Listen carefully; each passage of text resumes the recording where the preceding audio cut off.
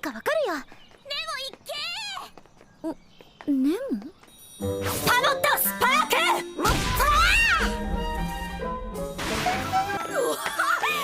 今のバトルすごかったありがとう。ってもしかしてあなたたちもトレーナー？目と目があったらそれはバトルの始まり。早速やろう。As a reminder, each week I come on here and I review each episode of Pokemon. Now, I do that individualistically, meaning that I don't really hold what happened last episode in conjunction to my opinion of this episode. I treat each episode as a unique rating and I give them some type of rating most typically. Now, the reason that I say that is I have mixed emotions about episode number 10. I think there were some awesome things that happened this episode, but I think about half of it was a little bit boring as well. Now, the reason I started the video off was just with that reminder of how I review episodes is just because if I say, let's say episode 58 of an anime, I'm like, yo, this episode was doo-doo. It was trash. It was awful. 1 out of 10. Worst thing I ever seen.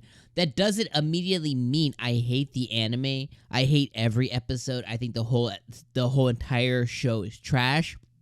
It just means that I think that episode was trash. And the reality is not every episode is created equal. I just want to put that little PSA out there because if I go in, I just want to make sure that it's with the understanding that I love Pokemon Horizons. I think 𝐒𝐡𝐚𝐧𝐬𝐭 is the most refreshing character we've gotten in the Pokemon series so far.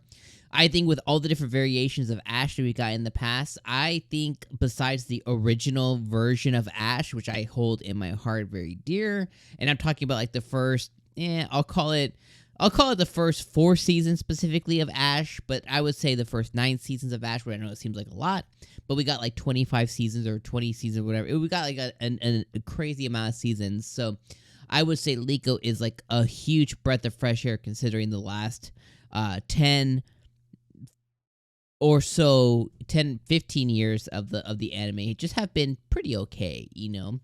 All right, now with all that out the way, let's talk about episode 10. So here's the things that I really love about the episode is one of the things about the anime and the show that have really got me going is I love being able to see these places that I've lived and breathed in Pokemon Scarlet and Violet.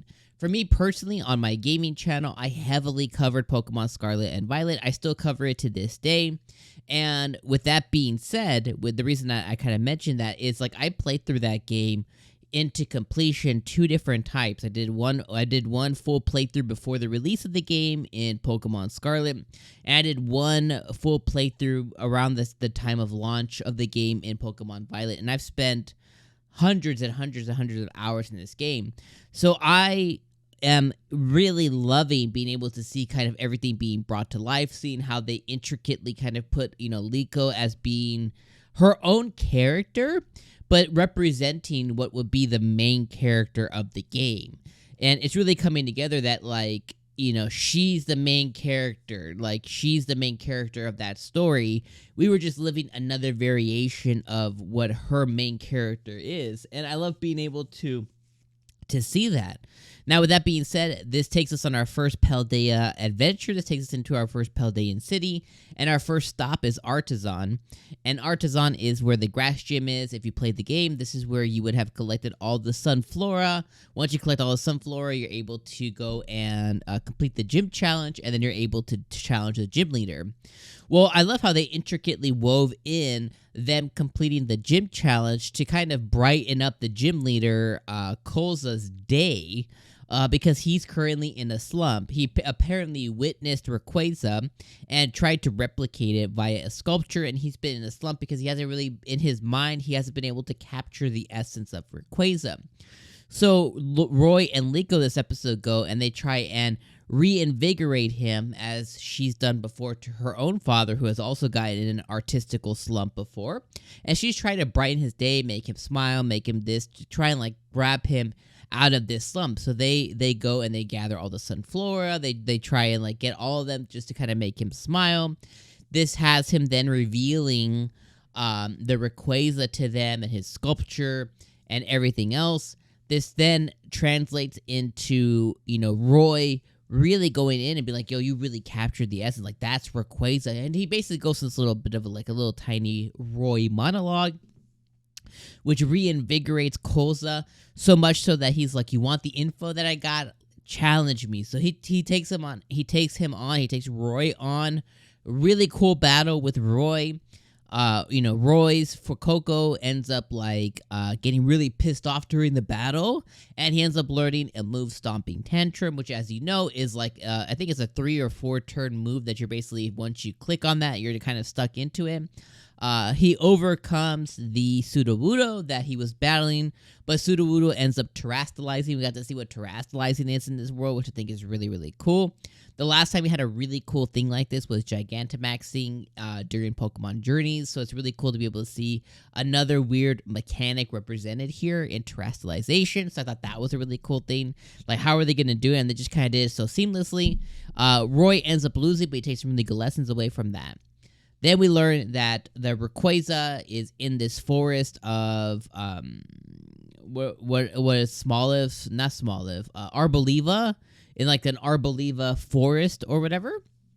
So next episode they're gonna go into said forest because the forest has something to do with Rayquaza, so that's gonna be cool. Last stop on my hype train was we finally got to meet Nemona. Apparently she goes by Nemo. Leo Nemo. She goes by Nemo instead, and she is in fact still the champion in this variation, this world here as well. She was a former champion. She's still battle crazy, but she reins it in a little bit this episode. Her battle craziness, and helps Roy and helps 𝐒𝐻𝐴 on their journey. But it was very interesting to see how they did her character. I still hate her. I never really liked Nemona very much, and I still don't, but it was still interesting to see how they did her.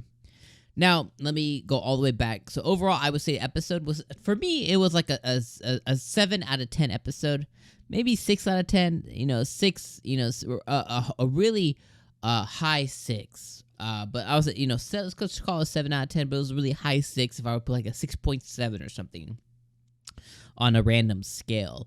And it's because I got to see all these things that I find really interesting. Now, my main qualm with the episode is up until we got into the 𝐒𝐻𝐳 stuff, where they actually are able to talk to him about his slump, and 𝐒𝐻𝐴 reveals that, hey, you're friends with my father. Up until that point, which I would say was roughly, let me look at the episode here. I think I paused it when they started talking to, when they started talking to 𝐒𝐻𝐳 here, right before he showed, right before they gathered all the sunflowers, like the first 10 minutes of the episode, so it wasn't really too bad. Right before they gathered all the sunflower and they had originally met with 𝐒𝐻𝐳, those first 10 minutes was a little boring to me. Like, it was, like, again, it was still cool to see the city. It was still cool to see the gym leader. It was still cool to see all of these things, but I was just a little bit bored. So I literally, at 10 minutes, I paused the episode. I went out, I did a couple of things. I got some coffee. I let the dogs out, whatever. And then I came back and I was like, all right, let's go back. And then it picked up, I would say, right at the midpoint of the episode, where 𝐒𝐻𝐴's going and finding all the sunflora and everything, and when she gets Sprigatito to go and bathe in the sun. I think right at that point was the tipping point for me, and the episode got a lot better. So overall, really good, good episode. I can see people really, really loving the episode. It just, that first 10 minutes was really boring for me, so it didn't really hit that way. But all the things that I said prior are what elevated the episode overall. So, good episode overall. I can't wait to see what happens next with the Rayquaza timeline. I like how we're able to see this plot kind of unfold. And I wonder when the end of this Rayquaza plotline is going to end. And will Roy just end up having a legendary Pokemon in Rayquaza, or are they going to try and drag this out and basically drag them through all of Paldea, which would be a little unfortunate, but it seems like we might actually go that direction. So, anyways, let me know what you guys thought of this episode down in the comments below. As an FYI, I'm on vacation next week, so episode 11 might be late. It might be launching for me, my review on Sunday versus Saturday. Because basically next week when I get back from my vacation, I'm going to have to backtrack and try and record or edit all of the whole week's anime episodes. On vacation, I may be able to sneak 1 or 2 review out, just depending on what we end up doing during the vacation and stuff. So we'll see if that ends up happening or not. But regardless, just a heads up there. All right, I'll see you guys next weekend, trainers. Peace.